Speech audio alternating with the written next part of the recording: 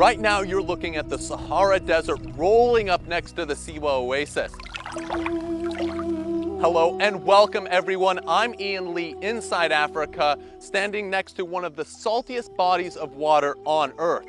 The Siwa Oasis is extremely unique. It combines rich history and raw natural beauty.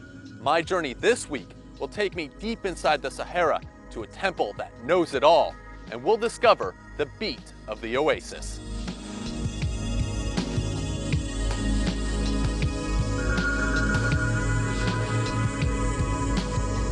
The Siwa Oasis, located in western Egypt and more than 400 kilometers southwest of Cairo, is a surprising and tranquil landscape. Surrounded by an unforgiving desert, it's also one of the world's last pristine oases, rich with history, ancient ruins, and cultural traditions.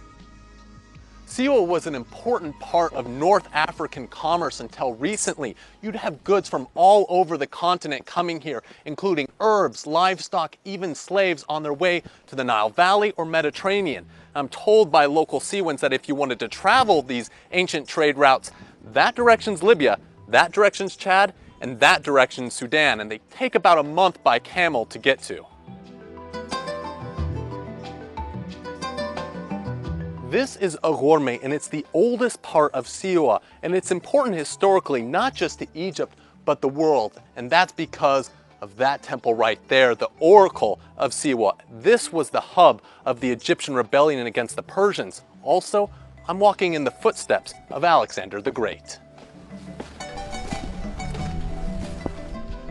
Egyptologist Janan Batanouni is the perfect person to explain just how Alexander made his way to Siwa. Hi Janan, how are you? Hi Ian, how are you? I'm good. Nice to see you again. Nice to see you. How was your time in Siwa? Amazing. But you got to tell me about this building. It's so historically significant. What makes it so? What makes it significant is that the temple of Siwa was dedicated to god Amun, who was the main god of the ancient Egyptians and the king of all gods. And it was famous for its oracle.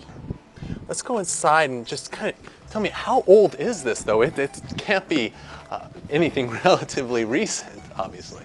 No, it dates back to the 26th dynasty of the pharaonic period. And Alexander the Great came here and it was standing where we are standing right now. Yes. Why did he come here? Tell me about his journey here. His journey started quite before he was born. He came to Egypt and he was so impressed by the Egyptian gods. And you know, he was born, and when he was born, he was raised all his life that he has to come and visit the temple of the oracle to take the blessings of the god. And sort of, it was like a confirmation that he is divine and he is the savior of the world. So Alexander asked his question in this room. So is it still working? Can I still ask a question, or are we out of luck? Yes, you've got to feel the energy, Ian. There's lots of energy in this room, and a lot of people do come and meditate, even in modern times, trying to find a connection with the oracle. And you know, the ancient Egyptians were very clever in choosing their spots and locations for building their temples. So this place has plenty of energy. Just stand here in the center, close your eyes and meditate and try to get connected.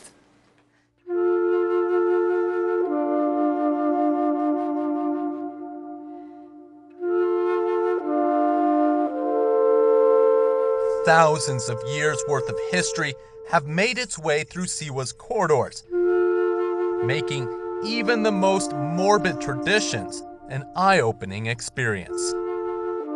People come to Egypt to see the ancient tombs, and Siwa has them also. What can you tell us about the ancient tombs here? Well, we are actually inside one of the tombs that are located in this area. We are at the Mountain of the Dead, and here we have about 2,000 tombs. The most beautiful of them is this one.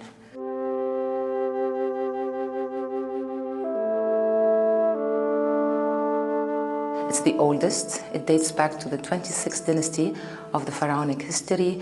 And actually, This is one of the evidence that proves that Siwa was related to the Egyptian Empire at that time. So I've been exploring all over this mountain of the dead, and there's bones strewn everywhere. There's one in particular I wanted to show you, and it's this one right here. It's a human jawbone. We really don't know when it was from, but it just seems like bones are holding up this mountain. Okay, Janan, you have to tell me about this tomb. It is a lot different than the other ones we've seen today.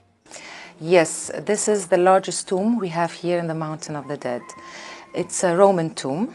It dates back to the 4th, 5th century. And it's a mass tomb. Lots of people were buried here. So throughout the day, I've just noticed bones strewn out all over the place. Why are we finding so many bones just on the surface and all over this mountain? Because some of these tombs were reused. There would be somebody in this tomb, then they would come and bury another person, so they would take the bones from the tomb, just throw it outside and bury the new deceased, and so on. So over the years, the whole mountain was full of bones just scattered around. They didn't even care to bury them. So lots and lots of bones you'll see around here on the Mountain of the Dead. Spiritual guides, legendary emperors, and a mountain defined by death. Siwa is definitely steeped in history. But I can't wait to see what else this ancient oasis has to offer.